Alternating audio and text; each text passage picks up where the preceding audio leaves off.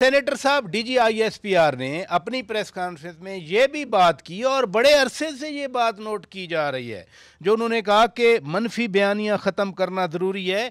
लेकिन ये मनफी बयानियां ख़त्म कैसे होगा? देखिए, पराचा साहब इसके अंदर बड़ी क्लैरिटी रखे। जो मुल्क से बाहर भगौड़े भागे हुए, जैसे कि इमरान है, मैं उसकी डिटेल में तो नहीं जाऊंगा कि उसका वालिद मेरे वालिद की जगह और उनका एहतराम रखूंगा मैं। एहसान फरमोश नमक हराम है, वो जिस जिस पहलू के बेस पे गया था, वो उसने कहा था कि मैं वो नदी आदिल राजा को टेक ऑन करूंगा, उसने जाके टेक ऑन भी किया। अब उस किस्म के जितने लोग हैं और जो मफरूर हैं, शहजाद है, इन सब के हमारे पास लाने के लिए तो नकवी साहब कर रहे हैं और इंशाल्लाह कामयाब भी हो जाएंगे, लेकिन थोड़ा टाइम लग रहा है। उससे पहले हमारे पास यहाँ बटन मौजूद हैं, फिक्र ना करें सर, वो बटन भी दबाएंगे अभी, आप देखें तो आप फिक्र ना करें आप। वैसे ये भी जो कीबोर्ड पे उंगलियां चलती थी ना, ये कीबोर्ड पे जो उंगलियां चलती थी ना, ये शेख वकास जैसे लोगों की, बुजदिल की, ये उंगलियों की जो ताल है ना। अच्छा, ये फरमाइए कि कल प्रेस कॉन्फ्रेंस में हमने देखा कि जब बैरिस्टर शहजाद अकबर की तस्वीर आई तो उन्होंने कहा मैं तस्वीर भी नहीं देखना चाहता। ये कोई ज्यादा संगीन मामला है? आप क्लियर बताएं ना सर आवाम को, आप क्यों घुमा फिर आके ब्रैकेट में बात करें पराचा साहब? सबने वो प्रेस कॉन्फ्रेंस देखी है। लेकिन बयानिया खत्म कैसे होगा फिर? बाहर तो कंट्रोल नहीं है, सोशल मीडिया जो मैंने आपसे कहा ना, बाहर के बहुत सारे लोगों के यहाँ हमारे पास बटन है सर, आप क्यों परेशान हो रहे हैं? आप देखेंगे ना बटन से क्या मतलब? काफी हद तक। अब देखिए बहुत सारे ऐसे लोग हैं जिनकी तो अब्दुल गफूर है, हम तो नहीं जानते उसको जी। अब वो यतीम है, लावारिस है, वहां बाथरूम होता है गोरों के, उनकी शक्लें तो हम नहीं जानते, वो तो ट्वीट करते हैं, वो तो हमारे लिए लावारिस ही हैं, जैसे कीड़े लावारिस होते हैं, तो उनको हमारे लिए रेलेवेंट भी नहीं रखते। लेकिन जो रेलेवेंट रखते हैं उनके बटन यहाँ मौजूद हैं सर। अब मैं आपको इससे ज्यादा डिटेल नहीं दूंगा। जब बटन दबता रहेगा नफ्स का, तो लोग कहेंगे यार हम क्यों जानते थे, ये क्यों पैदा हुआ था यार, ये क्यों भाई था, ये क्यों जानने वाला था। होगा सर, आप देख के सब्र करें। पाकिस्तान अब बड़ी प्रोग्रेसिव साइड पे चलने जा रहा है, फिक्र ना करें आप। बैरिस्टर गौहर खान चेयरमैन है पीटीआई के, उन्होंने इस सारी सूरत हाल को अफसोसनाक करार दिया। यानी वो उन्होंने किसी पे इल्ज़ाम नहीं लगाया, उन्होंने किसी पे कोई ऐसी वैसी बात नहीं की। अभी रे ऑफ होप मौजूद है कहीं ना कहीं, उनके बयान से मैं बात कर रहा हूं। देखिए, गौहर साहब एक बहुत नफीस, एक बहुत अच्छे और एक बेहतरीन और बहुत मुल्क के साथ वफा करने वाले आदमी हैं। ऐसे बहुत सारे लोग हैं, मैं आपको नाम लिया, शिबली फराज है, ये नया यंगस्टर आया है, शफी जान है, केपी का सीएम है, आपका शाहिद खटक है, पुराना आदमी है, वफादार है, मुल्क का वफादार है, जुनैद अकबर साहब है। हमारी सियासी इख्तिलाफात अपनी जगह होते हैं, अगर कोई अच्छा अगर है मुल्क से मुखलिस है तो क्यों नहीं बोलेंगे उसके बारे में? बोलेंगे। एटलीस्ट मेरा तो प्रिंसिपल ही है। तो ऐसे बहुत सारे लोग हैं, और 20 कदम पीछे और 1 कदम आगे। रोशनी, होप तो आप छोड़ ही नहीं, तो कुफर है। उम्मीद तो आप छोड़ नहीं सकते, ये तो कुफर है। ये तो मुसलमान का पहला असूल है कि आपने उम्मीद अल्लाह से नहीं छोड़नी, लेकिन आपने इकदाम भी उस करने। लेकिन आपने इकदाम उसके बरक किए तो नताइज उसके डबल बरस आएंगे। इसके अंदर क्लैरिटी रखें। बर्बरियत और इबरत is the actual word for it. नहीं, जो बैरिस्टर गौहर खान ने बात की, बतौर पीटीआई चेयरमैन बात की उन्होंने, जिसको आप भी वेलकम भी कह रहे हैं, तो इस डायरेक्शन में हम क्यों नहीं जाते? वो जो 5 नुकाती आपने फार्मूला दिया, हम उस पे क्यों जा रहे हैं? सर हम तो चाहते थे ना, चाह के यहां तक हम ले आए ना। ये फौज के खिलाफ बयानिया, नून मीम पीम काफ तीन बहुत सालों से चलता आ रहा है, लेकिन ये उसके 10,000 गुना आगे चले गए।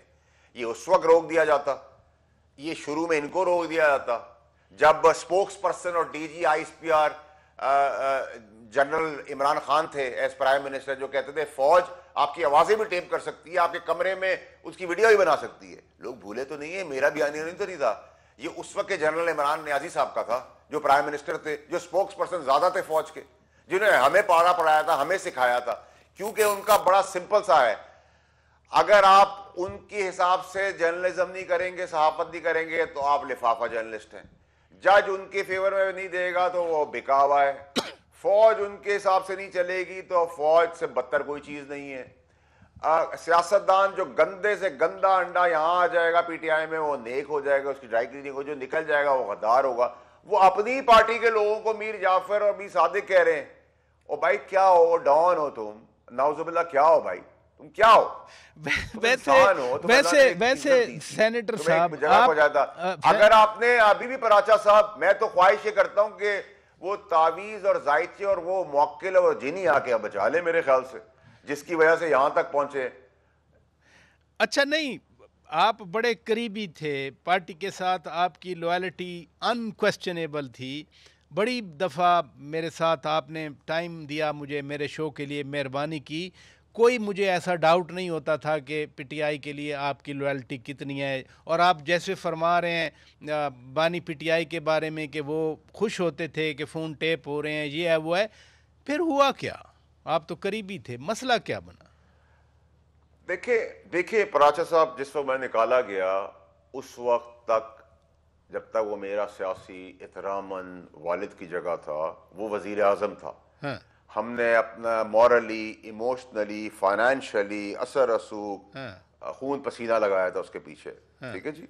और उस अलीम खान ने भी ये काम किया पंजाब में, कराची में मैंने किया, जहांगीर खान तरीन साहब ने किया, और इमरान इस्माइल साहब थे। ये सारे बड़े अच्छे, बड़ी पार्टी के हमने 7 यंगस्टर्स थे, हम आए थे इस पार्टी में, हमने पैदा किया, हमने सियासत सीखी, हम भूलने नहीं है सियासत। मुझे तो आज भी याद है, खान साहब ने कहा था गलत पे खड़े हो जाना, वो काम करना जो कोई ना करे, टक्कर लेना, और अल्लाह तुम्हारी मदद करेगा, और अपनी फौज और उनकी कुर्बानियां ना भूलना। मैं तो नहीं भूल रहा, मैं तो खड़ा हूं, और मेरी तो सोच देवन से अपनी सियासत के अंदर बड़ी क्लियर थी। और उस वक्त भी जब परेशानी इमरान खान साहब को आती थी तो उसके रिजॉल्व में पूरी पार्टी को पता है, फवाद चौधरी से पूछ लें, तो वो सारी चीजें मैं ही फैसिलिटेट करता था। मेरे बदला क्या है, वो तो अपने उन पॉइंट्स पे खड़े नहीं है, आप बदला क्या हमने की।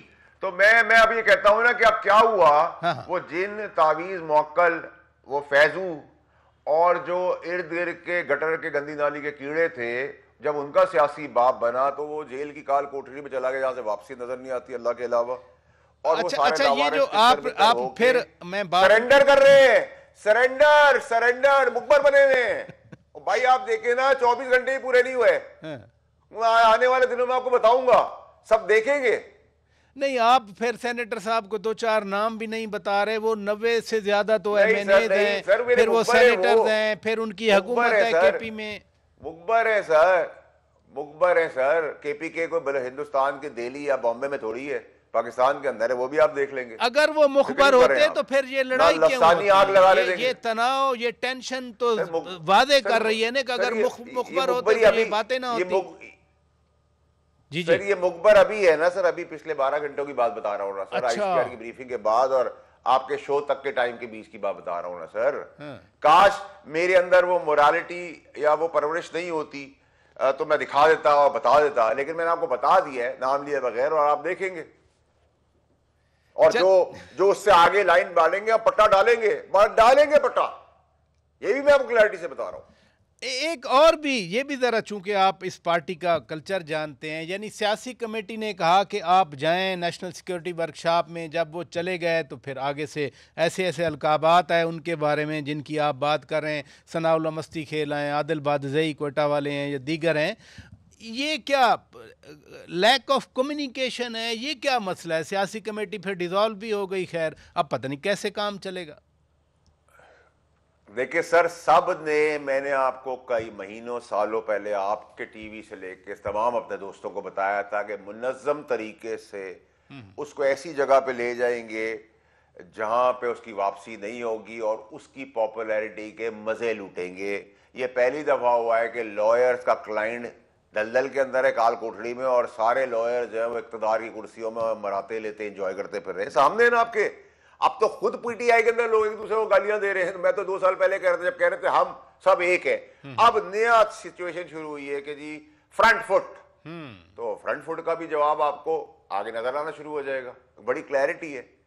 और उस फ्रंट फुट के अंदर जो, इसमें मैं आपको बार बार बता रहा हूं कि जो बहुत शादा वफादार गोली बारूद और पीटीआई ऑफिशियल के अंदर जो मेरा वो जो बाकियात है, पालतू जो जदाई साहब का था, शेख वकास जैसे दलेर जिनके लंबे बाल, उनको उन्हीं के बालों से बांध देंगे और आप बहुत कुछ देखेंगे। आने वाले दिन तो रुक जाए सर, मेरे पास भी तो कोई रहने देंगे, आप लोग मुझे बुलाते रहें। नहीं, बताऊं आपके मैं पास आपको, और उससे आगे जिन्होंने मार धाड़, जिसने जिसने जान से मारने की धमकियां दी हैं और हिंदुस्तान की ट्रेन शुदा माइंडसेट के तहत हमारे अवानों में बैठे हुए हैं, वो कहीं बॉम्बे में तो नहीं है ना मेरे भाई, वो पाकिस्तान के हिस्से में। सेनेटर साहब, देखते वैसे जाए ना। आपके पास हमेशा बहुत कुछ कहने को होता है। बहुत शुक्रिया नादरीन।